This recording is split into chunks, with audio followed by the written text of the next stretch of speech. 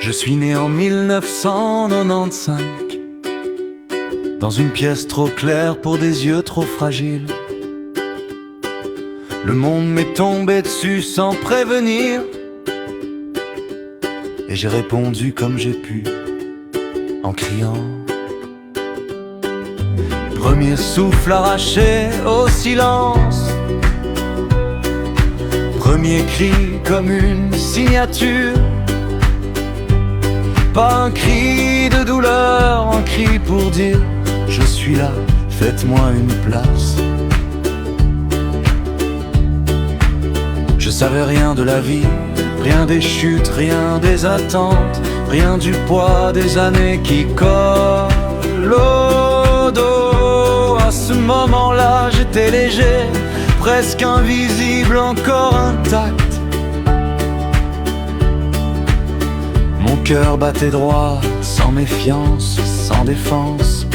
Il cognait tranquille, comme s'il croyait que tout irait bien.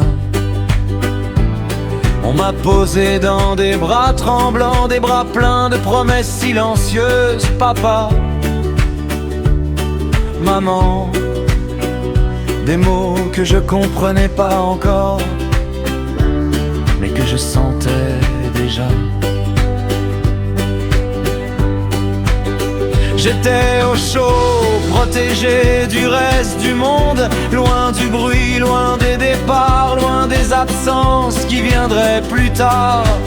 Je connaissais pas la peur, je connaissais pas le manque, je connaissais pas ces silences lourds qui font plus mal que les cris. J'étais juste un début, une page blanche, sans rature, un prénom murmuré doucement dans une pièce remplie d'espoir. À ce moment précis, personne savait qui j'allais devenir, même pas moi. Et c'était ça le luxe.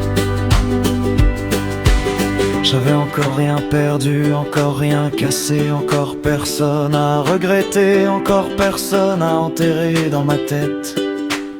Ce premier cri, c'était pas une plainte, c'était une entrée en scène discrète, un battement de plus dans ce monde pressé, un battement de cœur qui demandait du temps.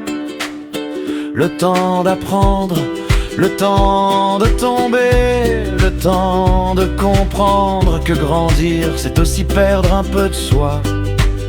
Aujourd'hui je parle, je pèse mes mots, je les pose doucement. Mais à l'époque je criais parce que le cri, c'était ma seule langue.